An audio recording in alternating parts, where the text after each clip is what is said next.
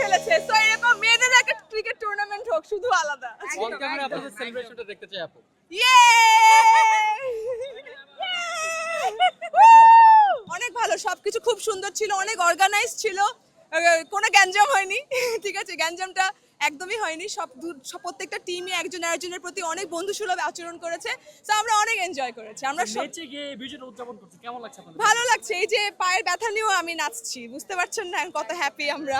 এই খুশি আসলে বলে প্রকাশ করার মতো না। এই খুশি পুরাটা আমাদের হার্ড ওয়ার্কের রেজাল্ট এটা, এবং আমরা ডানে বামে কোনো দিকে আমরা তাকাই নাই, আমরা জাস্ট খেলায় ফোকাস ছিলাম এবং সেই ফোকাসের রেজাল্টই আজকে আমরা উইনার। আমরা কিচ্ছু করিনি খেলা একদম ছাড়া। একদম একদম। খুবই ভালো লাগছে, কিন্তু আসলে অনেক মিস করব, মানে মায়া পড়ে গেছে আসলে এই মাঠটার উপর থেকে। কারণ হচ্ছে গিয়ে এই মাঠটাতে এই কয়দিন টানা আমরা আসছি, প্র্যাকটিস করেছি, ওয়ার্ম আপ করেছি, জিতেছি প্রতিটা বার। আমরা হচ্ছে গিয়ে মোট কথা হচ্ছে গিয়ে সবার সাথে দেখা হয়েছে।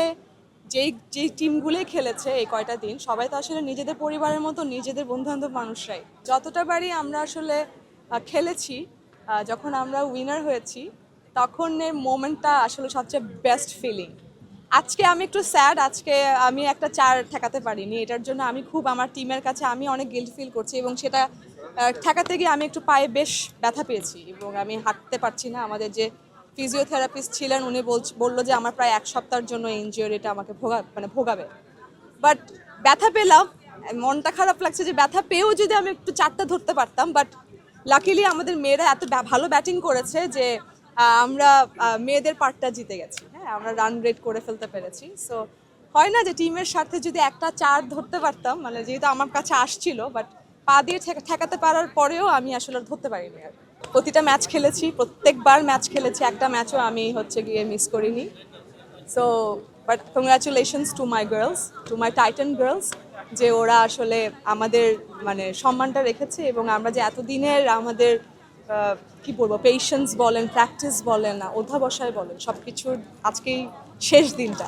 তো যখন আমাদের দলের সবাই কথা বলছিল, এটাই বলছিল যে আজকে ব্যথা পাও, মানে যা ইচ্ছা হোক, জান দিয়ে দাও টিমের জন্য, বাট খেলে আসো। সো এটাই করতে পেরেছি, বাট 4টা ধরতে পারলে ব্যথাটা ভালো লাগে। গান করতে চাই, আমার খুব ইচ্ছা এবার ঈদে আমার একটা গান আমি অবশ্যই আমার শ্রোতাদেরকে উপহার দিব, এবং খেলার মাঠ থেকে গিয়েই আমরা স্টুডিওতে ঢুকে যাব। আমি এবং আমি যার সাথে কাজ করবো তাকে নিয়ে স্টুডিওতে ঢুকে যাব। তো আমার মোটামুটি প্ল্যানিং পর্যায়ে আছে কাজটা, আর বেশি দিন সময়ও নাই ঈদের।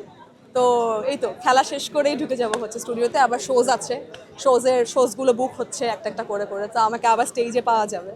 তো আমার টিমেও এবং অন্যান্য টিমেও বেশ এবার অনেক চাটগায়া প্লেয়ার্সরা আছেন। ইরফান সাজ্জাদ ভাই, উনিও চাটগায়া। সো আবার দাউদ ভাই আজকে যে আমাদের বোলার ছিল, দুর্দান্ত বোলিং করেছে। দাউদ ভাই is also from Chittagong. Good luck পেনের সফট অয়েল বেসড ইঙ্ক দেয় নিখুঁত লেখার আত্মবিশ্বাস। Good luck pen, make your lakh.